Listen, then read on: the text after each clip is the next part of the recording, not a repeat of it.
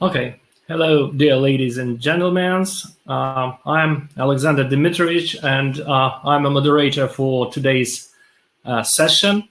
May I welcome you at Ship Crew Management Resilience virtual conference organized by BS Group of professionals who provide efficient networking and matchmaking solutions for different industries, including oil, gas, solar, wind energy, and of course for maritime industry.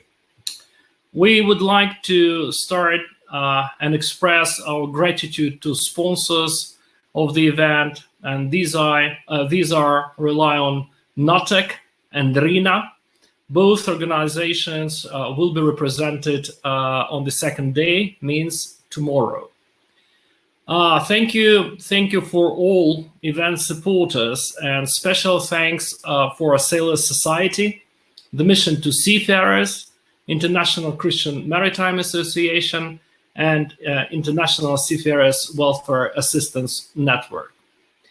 There are few technical announcements, and as I have already said, this platform is being provided by BS Group, and their staff will help us if any technical issues will arise. Hopefully you see all your screens, and on the right hand of your screen you see chat, and next to a chat you see questions and answers. Here is where you can type your questions to us for today's presenters and for speakers. We'd like to encourage you to be active, because basically this is how all maritime events usually are taking place. You know, people do express your points of view, people do ask questions to each other, and that's basically, you know, that's the most probably valuable thing of any event. So this today we've started sharp at 3, and we're going on Eastern European time, and we're going to finish before 5 o'clock. So we have 3 presenters today. First, I'm going to talk about building up the resilience in the maritime sector using a model before, during, and after crisis.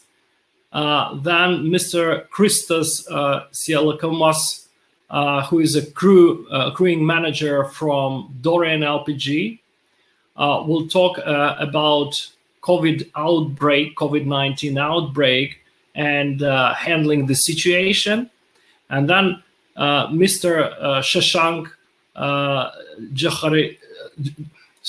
Jahagirdar, who is global head of the crew and marine department of Maersk tankers, is going to talk about COVID-19 impact on safety compliances for the crew.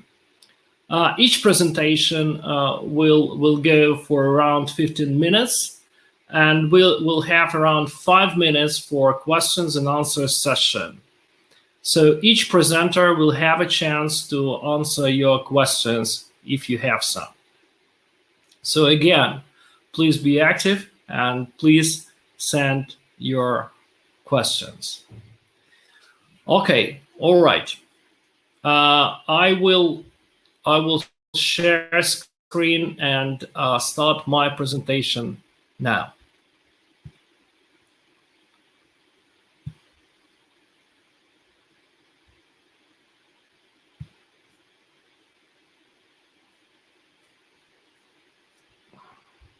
Sorry.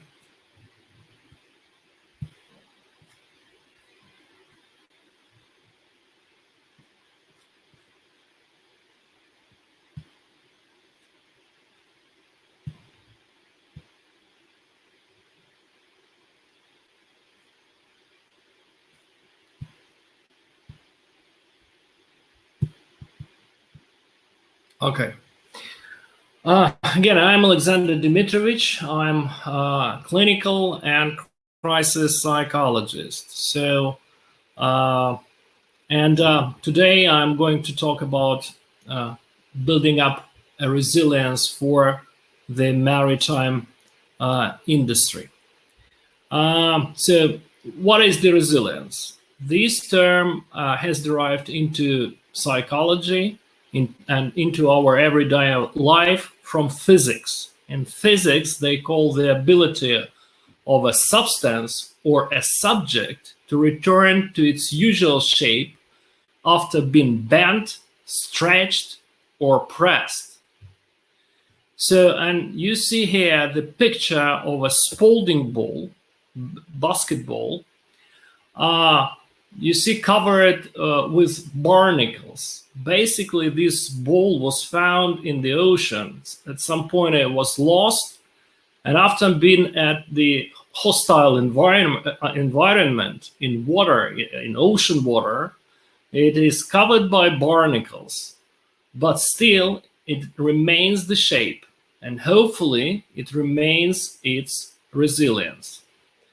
Alike, many of us who work at sea and spend time away from homes, but still we remain resilient. I think that's the most vivid explanation of what the resilience is. Basically, I myself started my career in 1996 working on passenger ships. And for almost about 20 years, I've been working for different international organizations, including ITF, Maritime Policy Humanitarian Response Program, International Seafarers Assistance Network,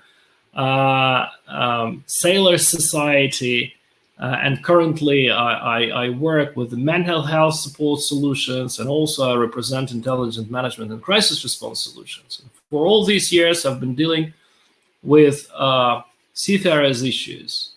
And for the last decade, my main scope of work is mainly focused on the mental health. So I work in different countries with different cultures, and giving practical support, humanitarian support for those people in need. I worked with seafarers, naval officers, I worked with police officers and civilians. So, and of course, when we are talking about resilience, we may say that our resilience is the core element for our mental health.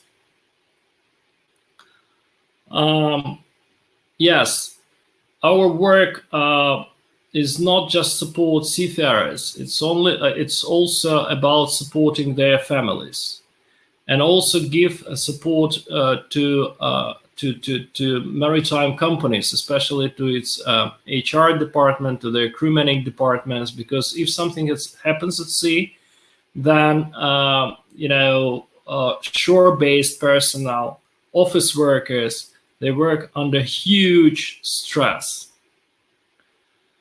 And when we are talking about seafarers, especially those people who work ashore, that we tend to think that seagoing profession seems to be quite well paid and full of romantic. And again, we especially understand this profession this way when we look into that from the shore side. But we know that a lot of things happen at sea. It's a quite high-risk profession. This is the most common life-threatening accidents happen on board of the ships, according to Marine Insight. And yes, we know that people do fall overboard. There are a lot of enclosed space accidents, electrical shock. Ships are being attacked by pirates. There are lots of things happen at sea. And of course, industry does everything possible to make work of seafarers on board of ships more safer. There are lots of regulations, internal and international regulations, and day by day, yes, the huge work is being done. However, besides, let's say, traditional accidents and incidents happening at sea. Starting from February 2020, we faced another crisis. Talking about incident and crisis, we should mention that the crisis usually is the turning point. Not necessarily crisis is a bad thing. Sometimes when we learn how to adapt, we can gain lots of at least knowledge, sometimes some benefits out of crisis. Not all and not yet have gained some positive things from COVID-19, but the good news is that we did manage to adapt, and gradually now the world is coming back to its normal life. Not sure whether it's going to be the same as been before COVID-19 pandemic. However, this presentation is not about it. We can have a hope, but the main idea is that we're very resilient and we know how to adapt. And basically our ability to adapt, the ability of adaptation, is one of the main parts of our resilience. So if we look into into the list of the potential threats on board of the ship, what would be the common with the COVID? When we are talking about potentially traumatic event, the trauma has been defined by the threat to lose something important, or to have a threat to die or to get serious injury. And that's the situation when we need to make quite quick changes. COVID crisis is likely the same. The difference is that the situation with COVID was not unfolding too fast, so we had more time for adaptation. But thinking of COVID, many people thought of a death, thought of fatalities. They had quite high anxiety. So the difference with let's say traditional threat and COVID would be that it is extended in time. So if something happens on board like incident, it goes quite quickly. If we're talking about COVID pandemic, we had more time for that. However, the situation is not so easy, with the COVID. So why we need the resilience? Resilience is what gives people the emotional strength to cope with trauma, adversity, and hardship. Resilient people do experience stress. It's needless to say, resilience is not about not seeing the stress. Resilient people do experience stress. They do experience setbacks and difficult emotions, but they tap into their strength and seek help from support systems to overcome challenges and work through the problems. Here I would like to pay your attention that people do help support from systems. And basically that's the one thing we can create for seafarers to support them during the time of the crisis. So, and when we are talking about the resilience, there are 4 core elements of the human resilience, which are psychological resilience, emotional resilience, physical resilience, and usually they call group resilience. In my presentation, I use crew resilience. So psychological resilience is the ability to mentally withstand or adapt to uncertainty, challenges, and adversity. You see, I marked deliberately word uncertainty. And basically, from my experience, when something happens on board, when something happens to seafarers, the lack of understanding of companies' procedures adds to their uncertainty. And that's why when we're talking about building up a resilience for seafarers, we need to talk about a unified system of trainings, both for seafarers and for the company. the transparency of company procedures in order every seafarer would know that company does everything possible to support him. Company does everything possible to give him a continuum of care even while the crisis will be finished. Emotionally resilient people understand what are they feeling and why. That's the part of our emotional resilience. Emotionally resilient people, they do know how to manage their emotions and how to use them for their own benefits.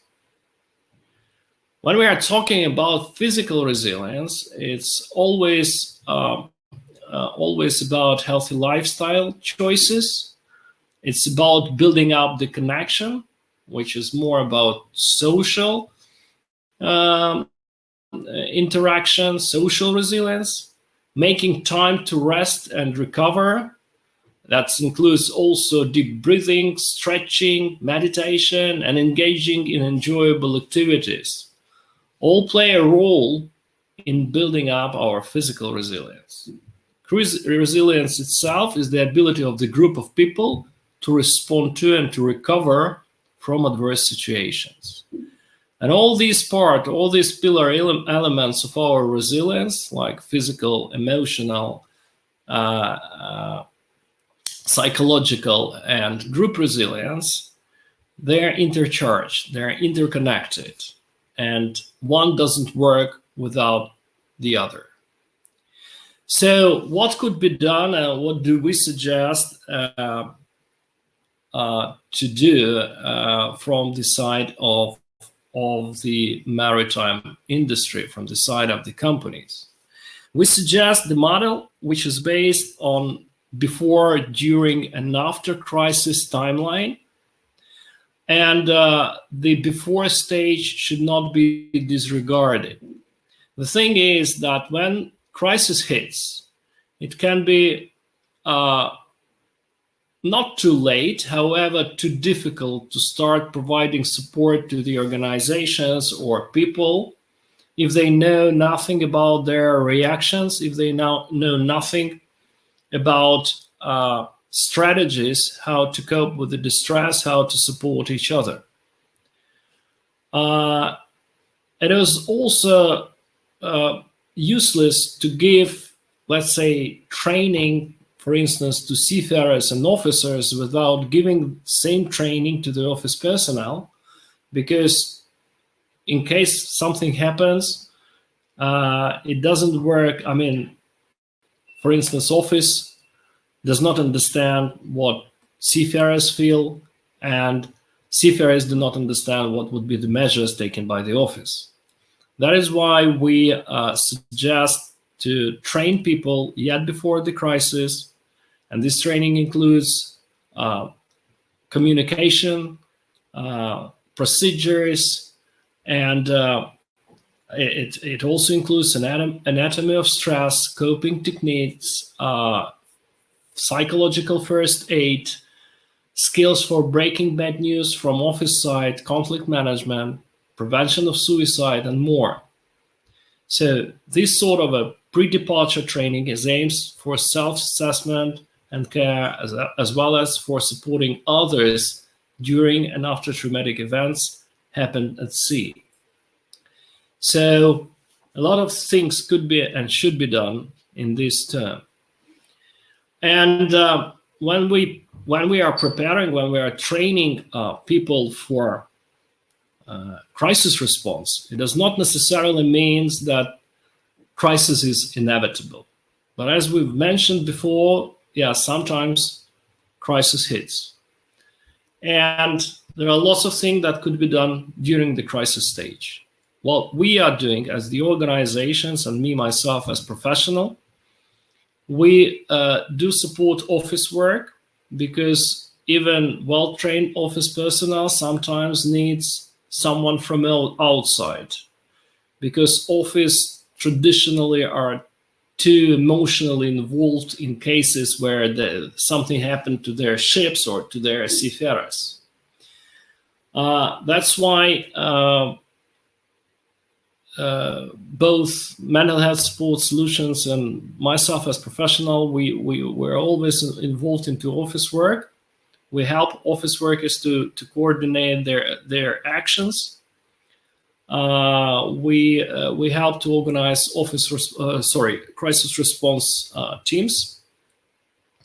And also, it is highly important to give a supervision and intervention in order to support mental health for the office workers. And I had a lot of cases like that, for instance, where office personnel had to break bad news about someone missing at sea, and they dealt with the family. And after having these meetings and talks, we saw the whole office work was paralyzed if or when such meetings took place in office. So there are some certain procedures, and we usually, recommend or help to organize these events. And also we work with company representatives who took part in such meetings, because this is just one example, but it can be very exhaustive, having these sort of hard talks with family members. Also, the time of the crisis, we usually keep in touch with seafarers and help to coordinate work and also actions taken by captain and chief officers after the event. So when crisis is over, some people still have, most of the people still have some emotional reactions, some cognitive reactions.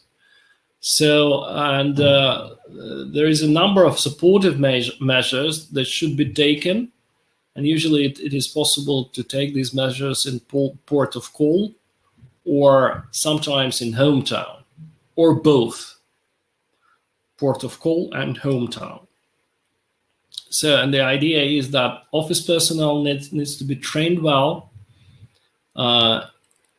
in order to support their seafarers.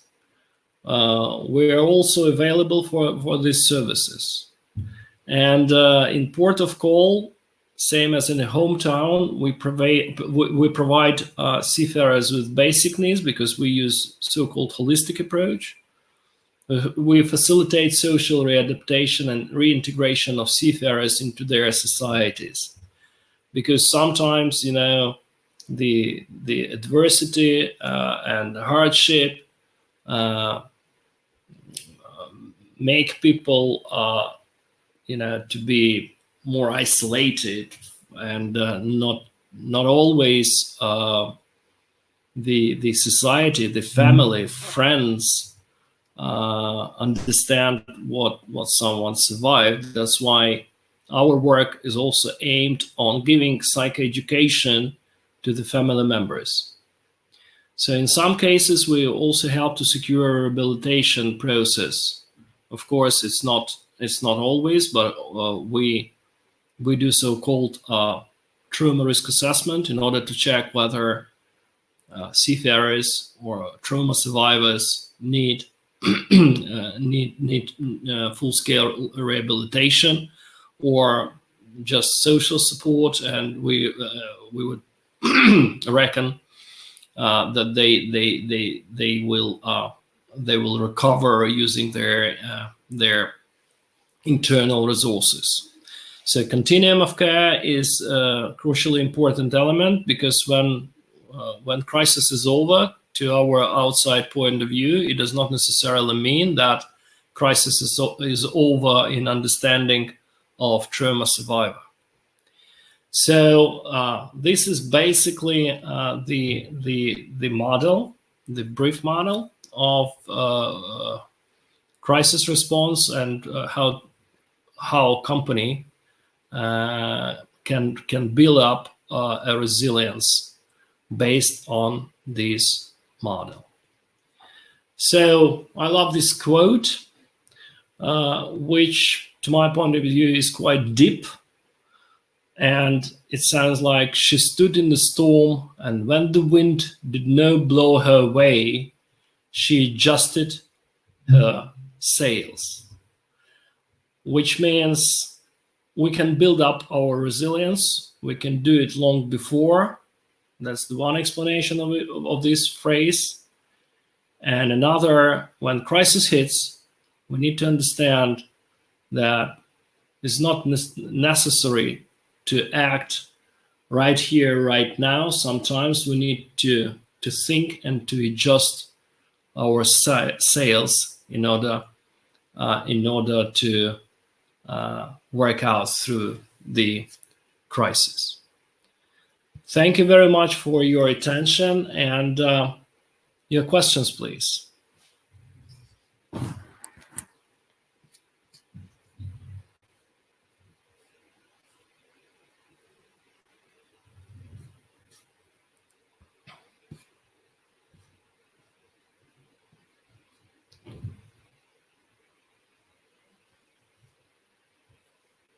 Okay.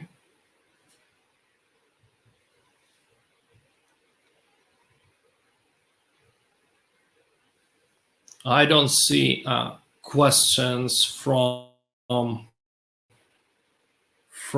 our attendees yet. So if no questions, then I would love to give a floor to Christus. Christus has been working for 19 years in the heart of the shipping industry.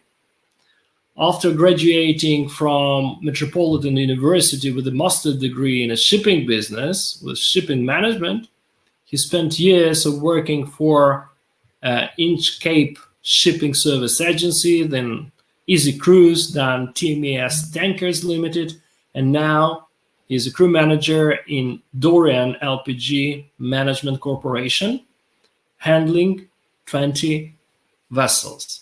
Christian, I think that you'll elaborate more about your bio, and my pleasure to give you the floor. You're welcome. Alexander, thank you very much. It's an honor to participate into this event. Thank also our hostess, BS Group. I have the pleasure of working many years in the shipping industry, as you well said. And in the meantime, I had passed through various positions, working as a vessel agent, and then coming to the owner side. So I think that I have a more holistic, let's say, approach to the industry and to the business. So I'm gonna start with my presentation, and by hoping that this will provide some time for our attendees to make some questions, to raise some questions.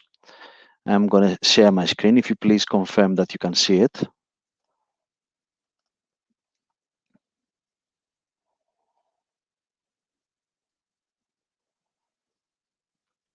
Is everything okay? You can see it? Yes, we can see. Thank you very much. Thank you. So I'm just going to try to describe how my company, Dorian LPG Management Corp, has made an effort together with other companies as well to confront this COVID-19 outbreak, and how we try to handle the situation more than a year now in this crisis, hoping for the best with the new vaccinations that they came out in the market.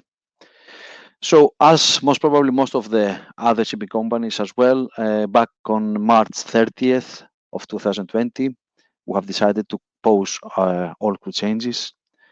We have made an evaluation back then, and we saw that the vessel is a safe environment on board, since we are lucky enough not to have any of our seafarers infected by the COVID-19, while on board at least. So we took our measures in order to pause the crew changes and to stop adding risk to a safe environment, as we call it. We will continuously monitor the situation, and on May 9th of 2020, we have slowly commenced to proceed with crew changes again. were allowed and safe to do so. I'm sure that most of the colleagues, seafarers on board, and a lot of the participants are well aware of the situation. 99% of the countries, if I can exaggerate just to make my thesis, were not permitting any crew changes. They didn't allow any of the seafarers or tourists or any other citizen to transit through the country. So we were forced to stop everything. And once some of the countries opened their borders, we initially, gradually started to commence again with crew changes. Since 29th May of 2020 until today, we have managed to arrange about 1,800 seafarers embarkations and disembarkations, mainly at the ports that I mentioned there, at US Gulf, Texas, Panama, Japan, Hong Kong, Reunion Island, Gibraltar, Singapore, Egypt, and Europe. We were lucky enough that the majority of our fleet was loading at that period from the USA area, from USA ports. I have to comment that USA, it was the only country that, at least that I am aware, that has never stopped, has never banned to allow crew changes, of course under restrictions, of course under measures, health measures, and special regulations that they were drafted at once. But at least they allowed, in a way, for the seafarers to embark and disembark, recognizing the important role that the seafarers are playing as essential workers in the chain, in the merchant aid chain of the exchange of the goods between the countries.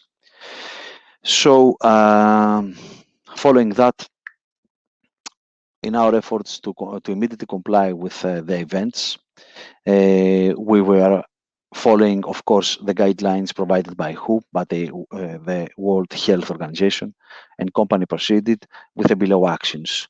At once, we supplied the entire fleet with COVID-19 PPE, personal protective equipment, available at that time.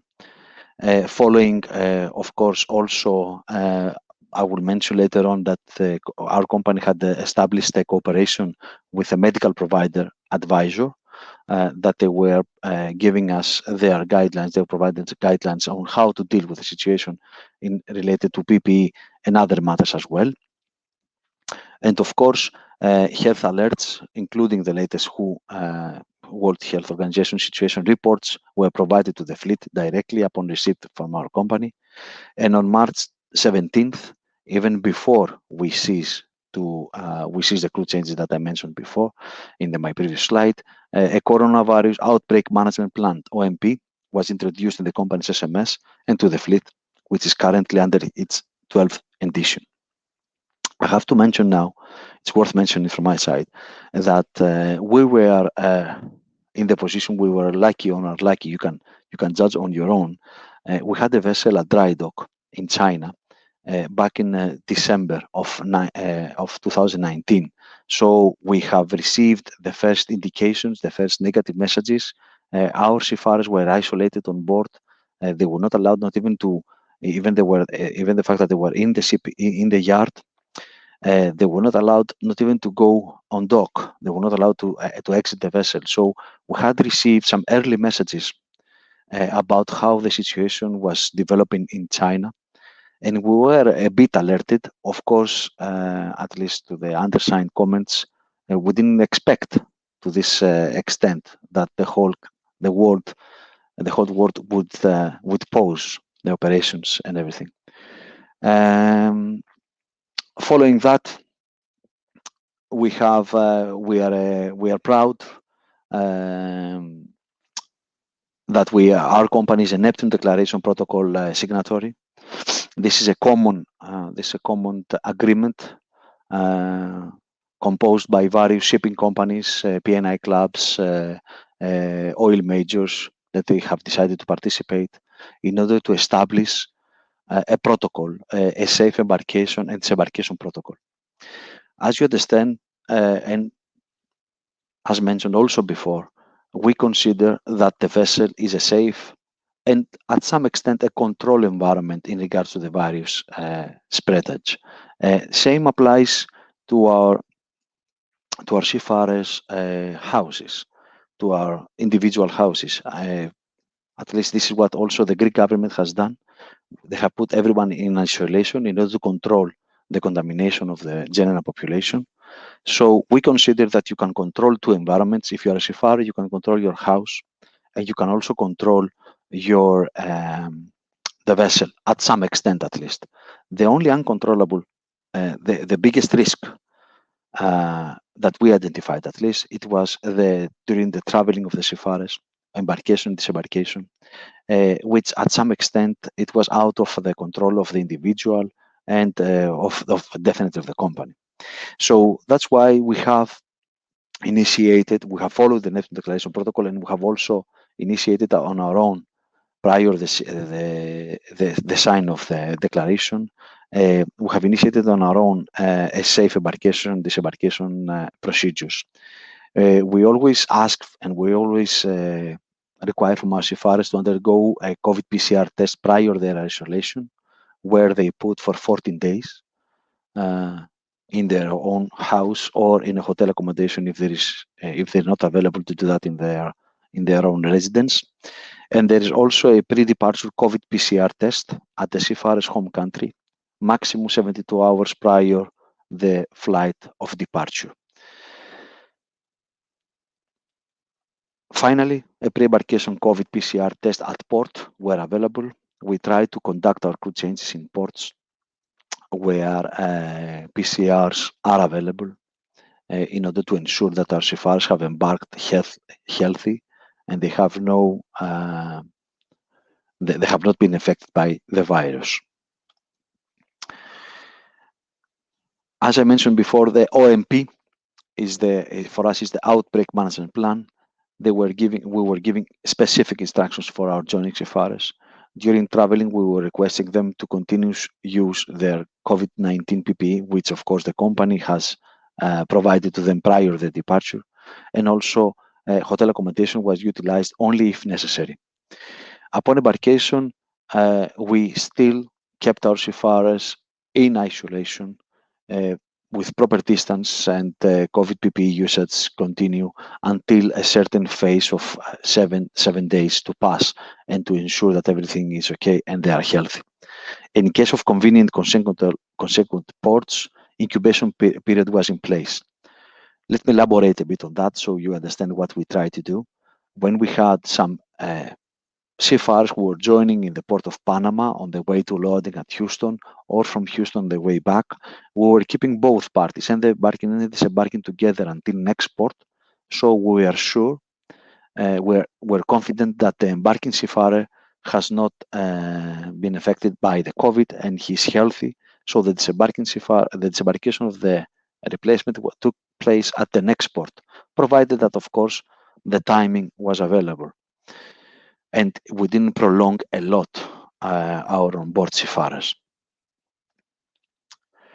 So in order to remain up to date, in order to keep a close track of the industry, a close track of the situation, and also the local regulations which were continuously, and they still are, continuously changing, we were in very close contact with the port agents, with our mining agents and travel agents, and of course our standby seafarers, because as many companies, we were at some point we found ourselves that we were over focused to our onboard seafarers, and that's why we have taken some relevant measures for the onshore seafarers by providing them a financial assistance due to the prolonged onboard stay. And of course, with a designated medical advisors that we have selected as a company, Med Solutions, which they gave us guidance on how to provide our seafarers with the correct instructions to protect themselves against the virus, etc. So in parallel, taking into consideration how we try to work also on the mental health because of the whole situation handling. We truly understand that, you know, when you are a seafarer, you are very concerned about the people that they are back home. I can only imagine you can only imagine how this has affected to the seafarers while they were on board. The news that they were receiving about increase of victims, increase of deaths in various countries, most of the countries of their origin, which definitely was causing anxiety. So in order to cope a bit with that, we try to focus to the well-being of our seafarer, to the mental health of our seafarer, of our onboard seafarers. First of all, by adding free internet, which we add some hours there in order for them to be in a more easy for the seafarers on board to have a more easy access to their family. So we increased to 5 hours per day. We of course provided one extra free voice card to our seafarers to communicate by phone in case that the families on shore didn't have the social media connection, which usually is used for that kind of situations. We had the third-party medical provider, as I told you, that they have a dedicated psychiatrist in order to provide professional assistance to the seafarers and a 24/7 support. We have made an agreement, we have made a cooperation with Sailor Society in order to provide a confidential helpline for our seafarers. And at last but not least, we have provided also health and fitness campaign for the fleet. What we did on the health and fitness campaign, I would like just a few more words on that, is that we have made agreements with nutrition specialists and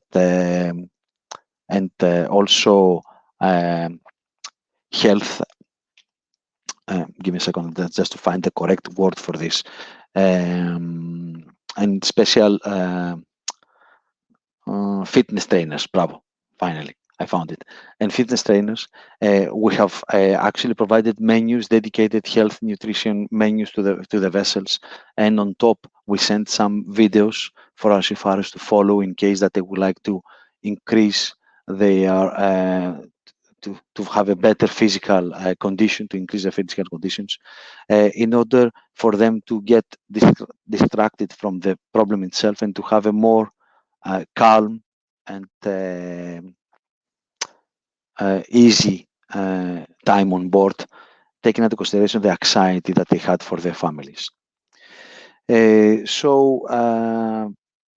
We are always, as a company, we always try to focus to the well-being of our seafarers. We always try to provide them the best available overall package in the market, not including high salary, but also working conditions, a maximum stable rotation if possible. You can imagine that, of course, we prolonged many seafarers during that period, the period of the pandemic, of the peak of the pandemic, of the COVID-19 pandemic. But after that, we have taken very dramatic actions. We actually have deviated the vessels in order to perform with crew changes, and from the almost 50% of our seafarers who were exceeding their original contract during the crisis, we have managed to drop the percentage to almost 4%. So that means 4% for us, that we have 22, 23 people on board, means less than a seafarer per vessel was overdue on his contract. We strongly believe that the implications of the COVID are yet to come. This is a very long process. I can see that. We have seen many changes. Even today that we are discussing about a year after, more than a year after the initiation of this pandemic, we still haven't seen any dramatic changes to the seafarers' life. We still have countries that they totally ban the crew changes to be performed, the crew exchanges. very recently, we have faced a very difficult situation with Filipinos, with Philippine government that have decided not to accept seafarers flying out from India, Gulf, and United Arab Emirates, which, as you can understand, makes our life in the shipping industry in total, I mean, not personal life, in the shipping, it makes our life very difficult and adds anxiety and uncertainty to the people that they actually deliver the products that we daily use in all our tables for our families. We are trying our best. We are close monitoring the situation, and to the maximum to our extent, we are trying through the P&I clubs and through the local legislation to push for the seafarers, first of all, to get vaccinated. It's very important for them and for us to get vaccinated in order to leave this COVID-19 behind us, virus behind us. And also, on the other hand, for the countries to start recognizing that a vaccinated person should be more easy for somebody to embark or disembark a vessel, provided that he has win this immunity through the vaccine, as we have so far. So this is where my presentation ends. I thank you very much. All stay safe, and I remain here available to answer your questions if possible. Thank you very much. And there are several questions which seems to be addressed to you. Do you think that COVID-19 vaccination will be compulsory adapted by shipping companies? The vaccine of the COVID-19 itself has so many, if I may stop sharing my screen, so to have the vaccine itself, it has been very heavily disputed from various organizations all around the globe, regardless of the brand, whether it is AstraZeneca or whether it is Pfizer or whatever. I understand that the short period that this vaccine has been created and introduced to the global community, it creates also some uncertainty to the receiver. At the end, it's going to be a personal decision for each one of the seafarers. I think that for the present time, it should be requested for the seafarers, but not only, for all professionals to receive the vaccinations in order to ensure that their day-to-day work should be continued. On the other hand, I understand the agony. We as a company, we don't consider it compulsory yet, at least until the relevant WHO guidelines will be issued and the governments will proceed accordingly, according to the legislation. Okay, thank you very much. And there was the question, but basically, I think that you have answered it during your presentation. Would you please declare some of supportive measures, examples that can be provided to seafarers during and after the current crisis? But that's what I heard. I mean,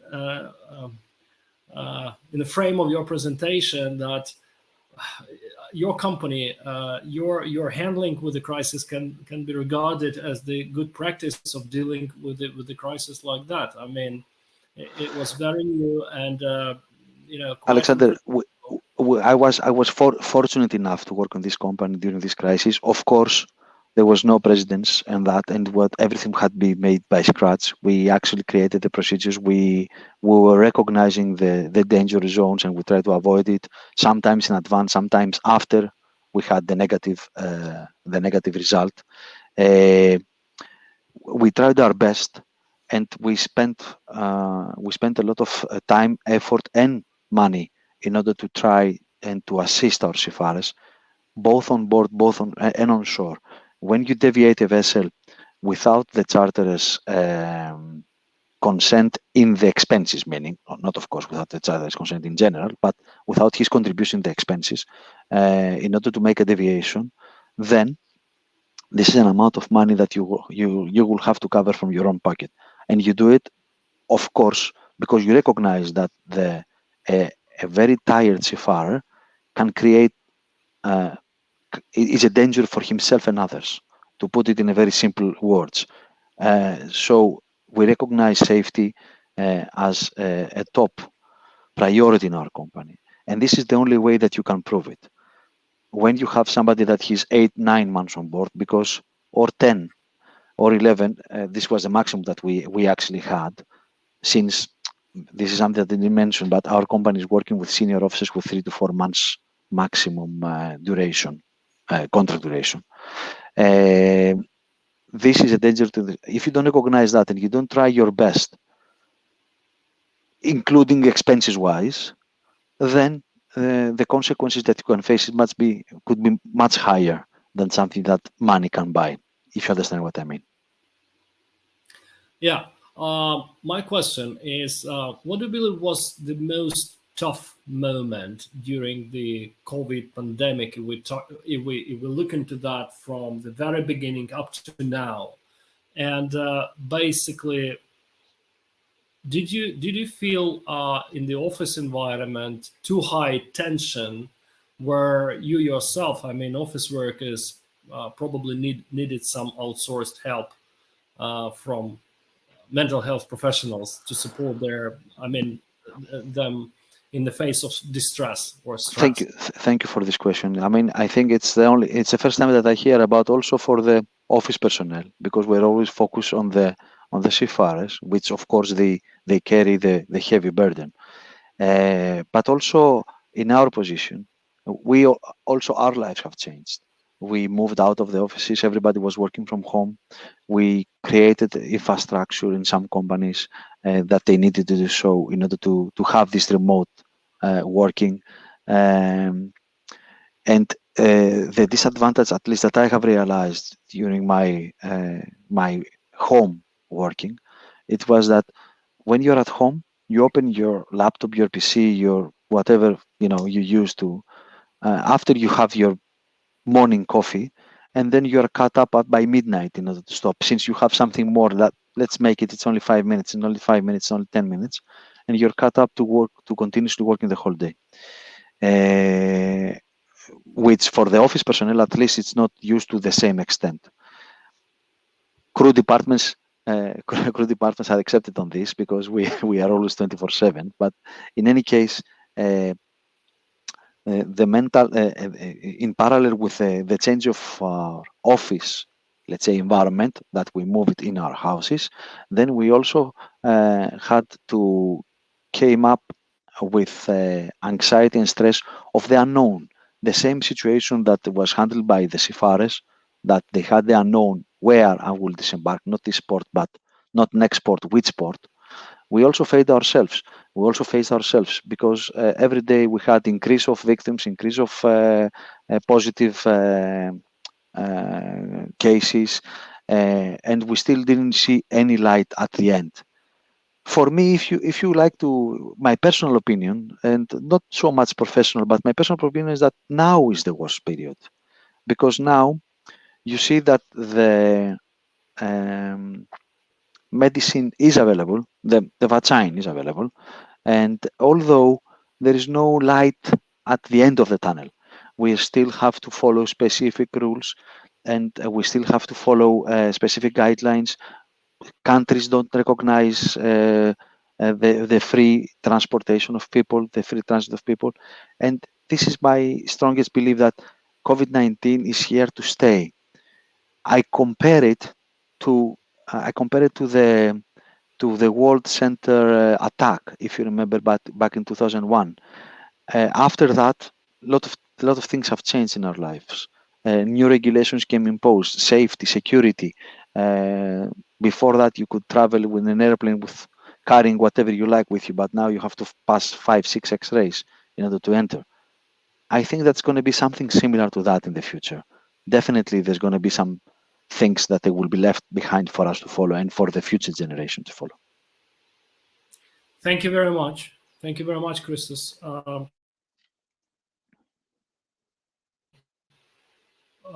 Yeah, true. And we'll go on. And I'd like to give the floor to Mr. Shashank Jahagirdar, who is, after more than 21 years, including work at sea, including in captain's position, and moved ashore in 2012, started his career in HSS EQ in Singapore. Then he moved to India to head the managing office of Maersk Line and Maersk Tankers, responsible for 3,500 seafarers.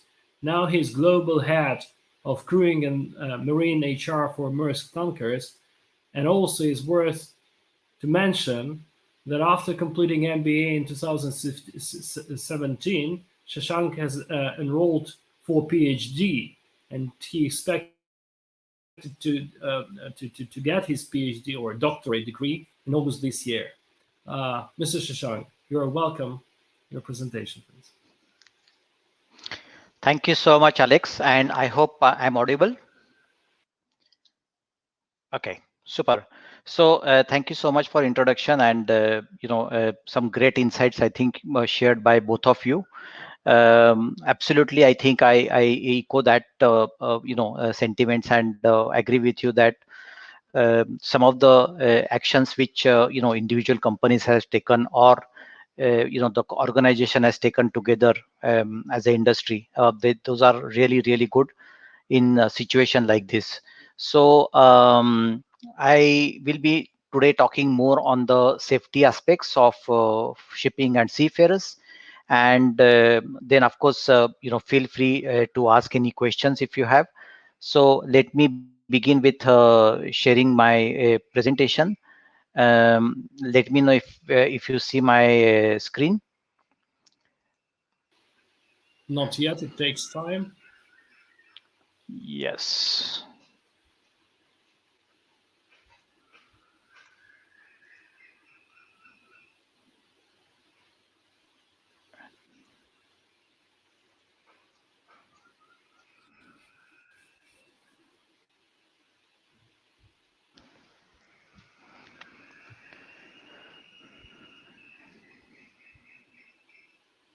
So while the presentation is getting uploaded, there are few questions I have just read on the chat function.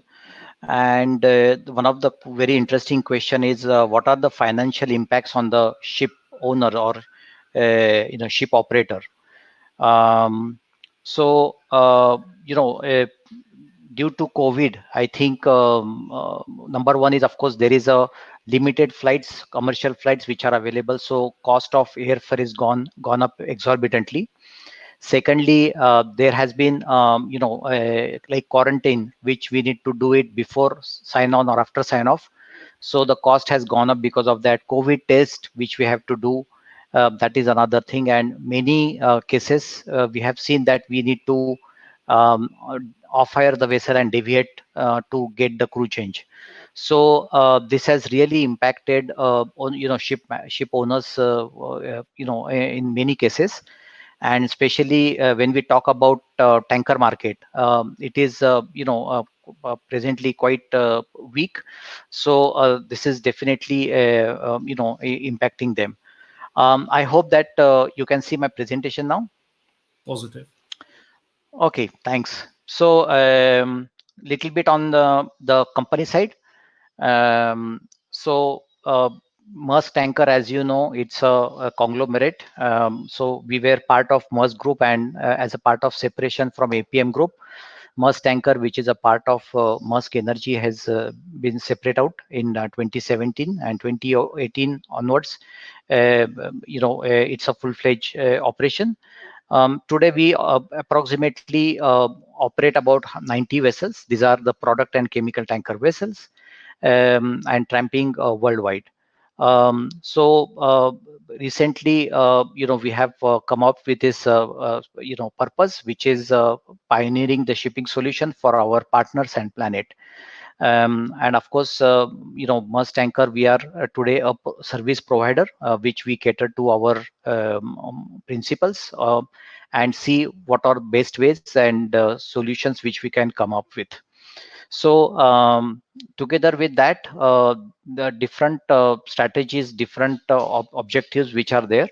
But to come to the topic, what are the main contributing factors for mental stress on board?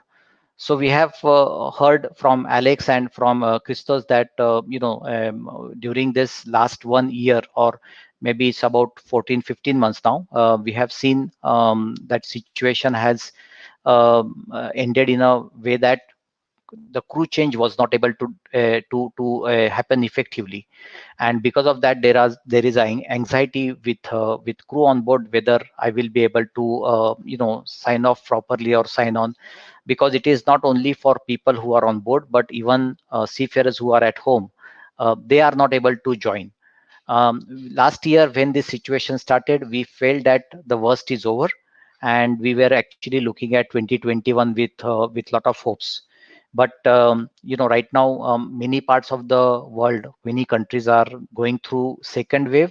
Some of them are even going through third wave, and there are new variants which are coming up now. So situation is far normal, and if you have to compare between 2020 and 2021, I would suggest that the situation is even worse than how it was 2020. Of course, why it was difficult in last year, because it was new to all of us, new to seafarers, new to shipping companies, new to crewing operators, and in many ways we have come up with a new solution. For example, I'm sure most of the companies, they went to the work from home mode. So working from home and arranging the crew change was really difficult for crew operators. But I remember last year there were times where we used to work till midnight, past 1 o'clock, and ensure that we find whatever way possible to get our seafarers back home, because that was our primary objectives and duties, and that is where we wanted to do that. So apart from that, there were some worrying factors for seafarers, that what will happen to my family, if is my family healthy, are everyone at home are fine. um, so we have seen, and this is not necessary due to COVID, that nowadays due to internet on board and mobile phones, people generally, or laptop, used to work after office working hours, to spend time in cabins. So there is less social interaction which happens on board, and probably that do add to the mental stress on board. And then that probably because of that, some negative thoughts also start coming. I know one case where one of the master, who was supposed to be very strong person, he was tested COVID positive, and of course we had to isolate him. So such a strong person, but when if you confine someone in a, let's say, cabin which is just 10 by 15 square feet, person start thinking in negatively, and this is a very natural response from a human being. So all these things keeps adding to that. Mental health, and in this thing, very important is seafarers should support and talk to each other on board. Now what can we blame COVID-19 for recent personal incidents? A very good question. That is it the real contributing factor, or there is something else? Because we have seen shipping industry incidents, personal injuries are happening and continue to happen. But is there a increased trend recently because of that? And if yes, then is it COVID which is responsible directly or indirectly? So we will try and see the answers shortly. So due to mental stress for seafarers which experience there are many instances where there was a mental breakdown. And important thing is, when you receive, as a seafarer, when you receive any circulars from shipping companies, generally it is a practice that when any accident happens, the information is shared with all companies. So I think it is important to learn, understand what exactly happened, and see how that can be avoided on our vessel. I think we always say that safety is individual responsibility. So I think it starts with me first. So we have to ensure that because our mind is diverted to something else, our focus is not there. That should not affect our work on board and cause any injuries or safety incidents on board. um, yes, of course, we have to be aware of the present moment where showing resilience which is needed the most, stopping an activity if we know hazardous, which is hazardous for, let's say, any person or any team. Even if it is a we can do things which feels small, but that can prevent injuries or incidents, that definitely should be avoided. So what can we do in situation like this for a person? So look for things like mental health, which we always talk about, mental health and well-being or resilience. These terms, I think all of us, we have heard more in recent times, and it is probably true looking at the pandemic which has happened. So I think important thing is, because we have done some study, we have consulted some psychologists. Important thing is, I think if we get a proper sleep and if our brain is fresh, I think that also helps in many cases. So I would strongly encourage all our seafarer friends that try and take a proper rest, because that is the first remedy, first solution to any problem. I think stay healthy, try and spend some time doing some exercise, because health is equally important, apart from social interaction. So whether it is walking, stretching, gym, yoga, these are the things which keeps our body physically as well as mentally strong.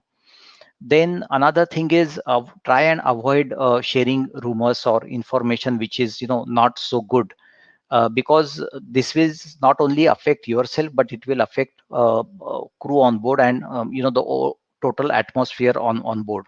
So definitely, I think the intention is to spend to have a healthy life on board, a good working condition.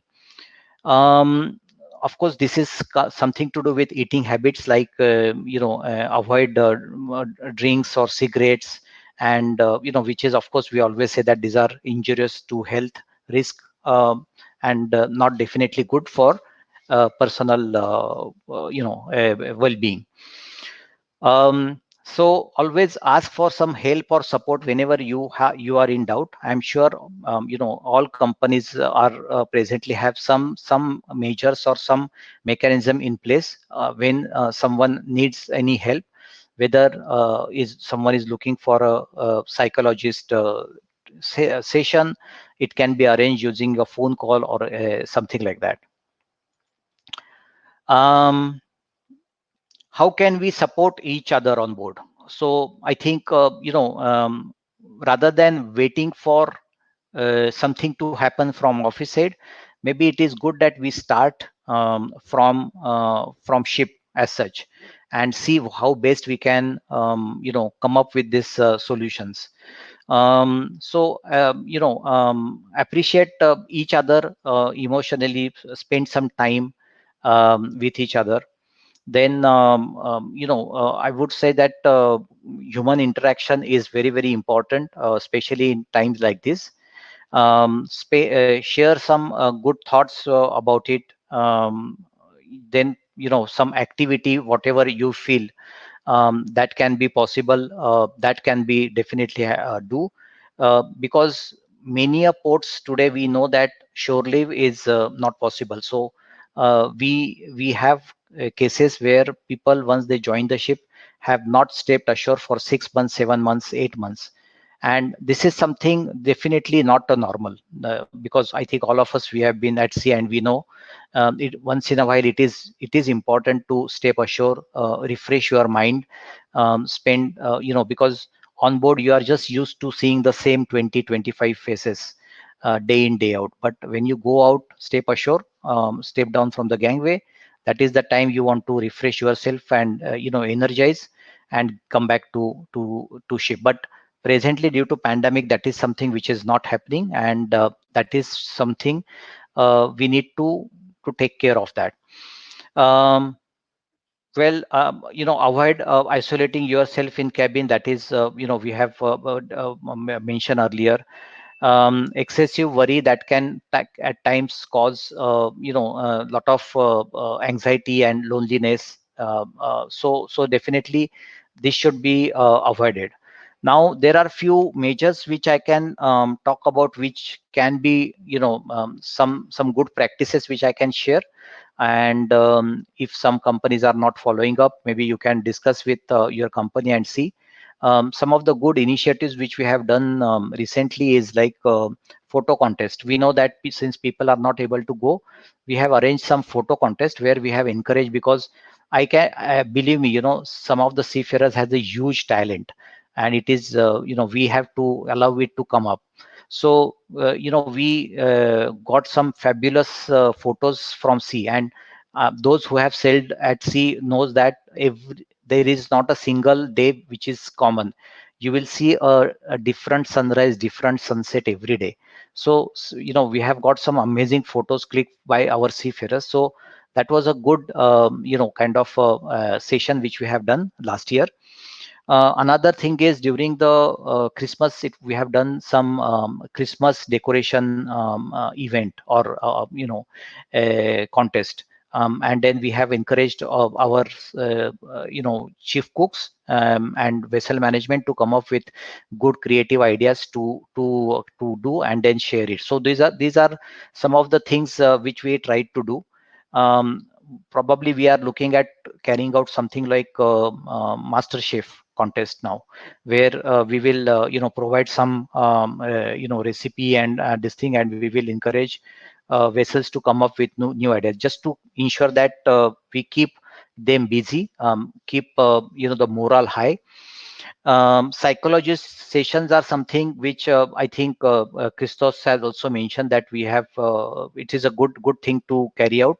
Engage with some of the organizations which are available ashore, who have a huge amount of experience, who can talk to seafarers and understand, and they can counsel them properly. Now, due to pandemic, I know superintendent's visit to vessel is not happening, and this is very, very important to keep a touch between vessel and office. So since vessel visit is not happening, I know most of the places now, right, there is a remote visit or virtual visit, where the 6 monthly visit is conducted by phone, by VC, without actually superintendent going on board physically.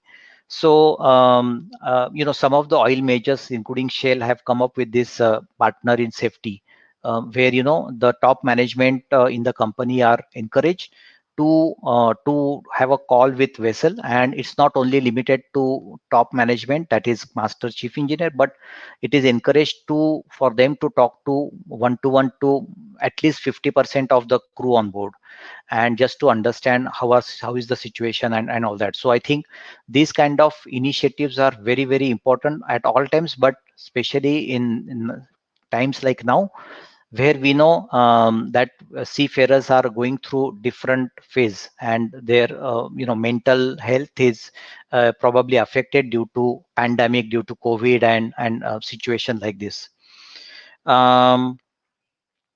Then apart from that, I have seen some of the good initiatives which companies have taken, like welfare sales.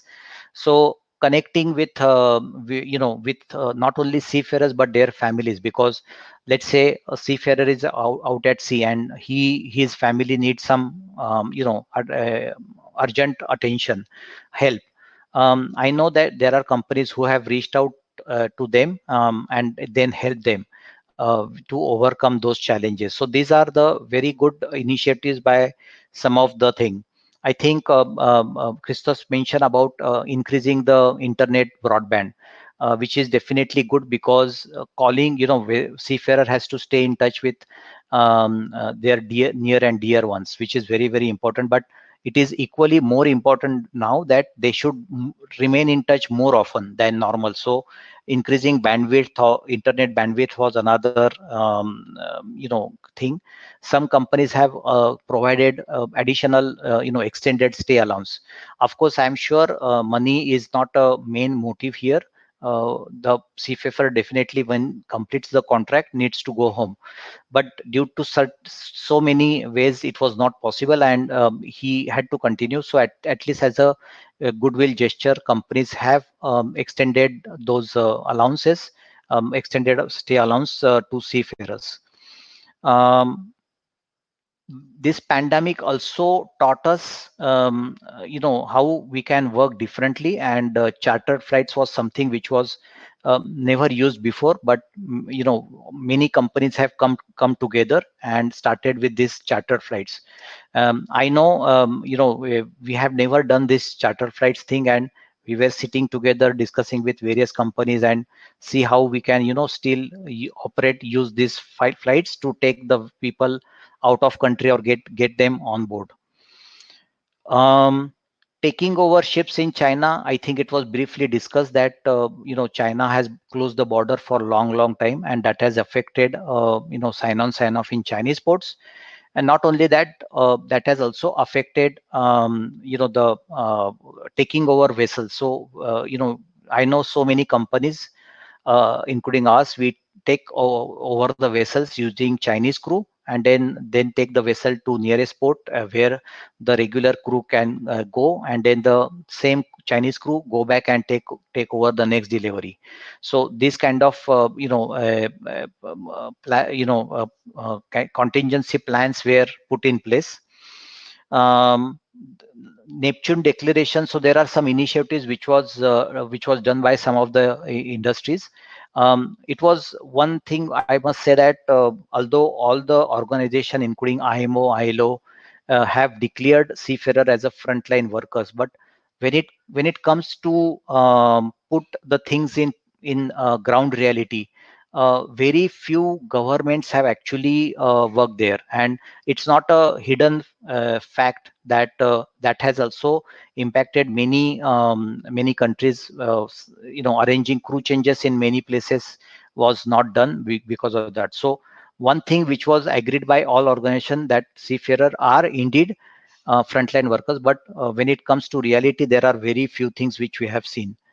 So with that, I'll just take a pause and see if any questions or any reflections there.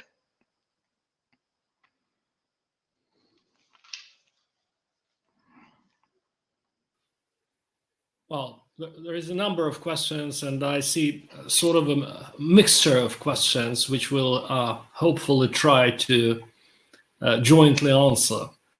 The one which I found quite curious, however, it seems to be out of our scope, but the question is, if speakers can give more information about digital passports for vaccination, that would be really informative.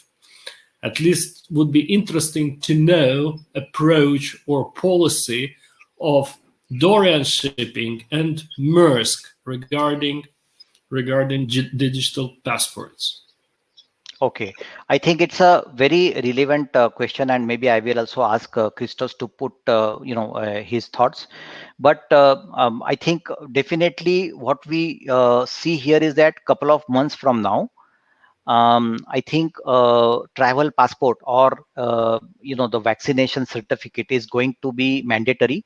It's not for only for seafarers, but this will be mandatory for all international travelers. So whether you are boarding a flight, so the airline will ask you if you have got vaccinated for COVID, or the country where you are joining the ship, they will probably insist to have the vaccination certificate. Now whether that will come in form of physical certificate or a digital certificate, that is something we will have to wait and see. But maybe Christos, you have any further to add there? To be honest, not I don't have anything more to add. You have covered the reply. In general, Dorian embraces all the actions that can be taken in order to continue the safe journey of our vessels, of our crew and vessels around the globe. Now, if the governments will decide that's going to be a green passport, a medical passport, a vaccination certificate or something, this is up for the local governments to decide. Good. Thank you. I see that there was a number of questions, but they're mainly related the topic of how to encourage seafarers to take part in the wellness or well-being or mental health programs which are designed and let's say been utilized by the companies. All right. So, I think various companies have done, different initiatives, and they have worked on things, for mental well-being of their seafarers. So whether, launching some of these activities on board where, they want people to come and interact, so get socially interacted with each other, or something which is kind of helping them when they are ashore before they join their next vessel.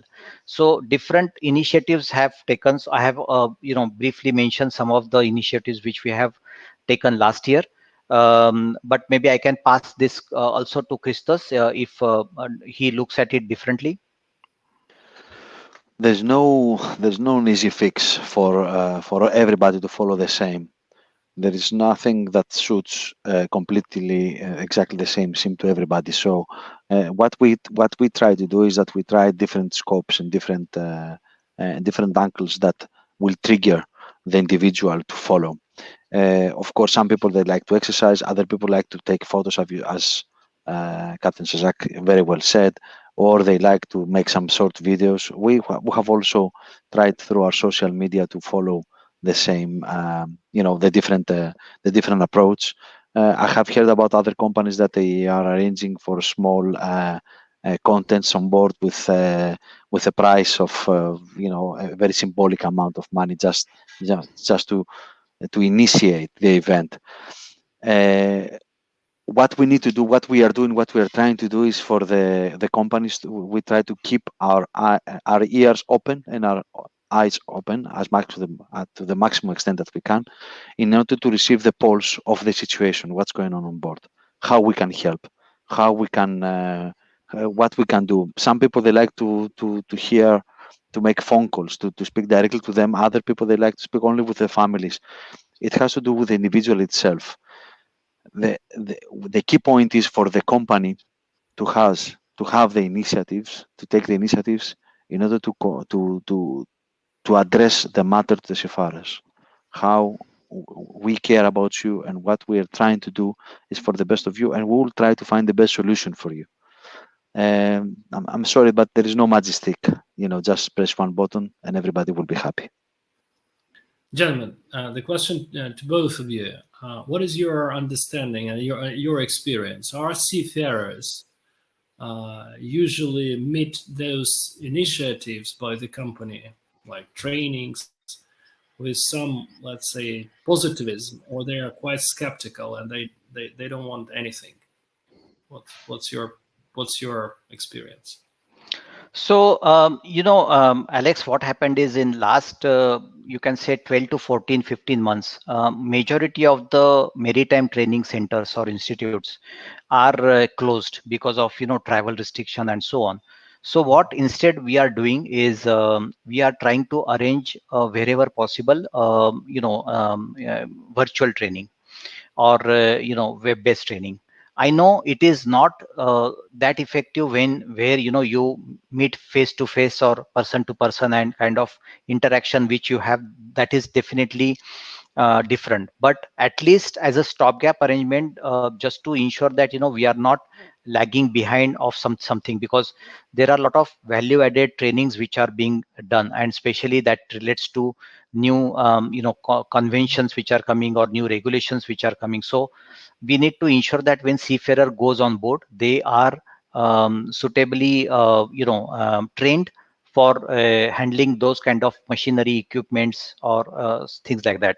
So we are doing it, but I agree with you that it is probably not the best solution, as a probably just as a stopgap. It's a common issue. Training is a common issue in all times. Even when the training centers were open, we still had people that were not very interested to participate, or they were just being there for the physical attendance, not the mental attendance, not the brain was not used there. As a company, we try to pass the message to the seafarers that the training is the utmost way. It's the best way that they can elevate. They can move their life professionally forward. They can learn the equipment that they will use on board, as Captain very well said before. And that is why we try at least to have a more focused, more type specific, let's say, training. We don't go to general matters. We try to avoid the generalizations, and we go to the specific equipment or the specific item that we like our seafarers to be trained. And of course, we monitor the appraisals. I mean, these are common stuff that everybody's doing. All the companies, at least the oil companies, are doing as a TMSA requirement. So we closely follow on the appraisals, on the trends, on the new regulations that are coming out in order to train our people. The mental health, though, I think personally that shipping was caught off guard before this COVID-19. It was something that we didn't focus so much.